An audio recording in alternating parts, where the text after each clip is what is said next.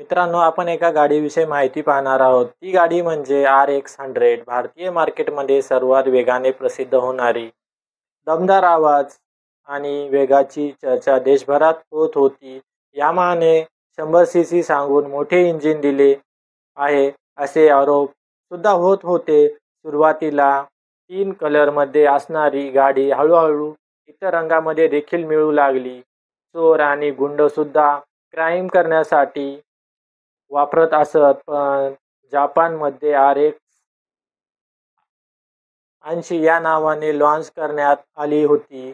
नंतर भारतीय मार्केटमध्ये तिचे नावात बदल करून RX 100 या नावाने लॉन्च करण्यात आली होती.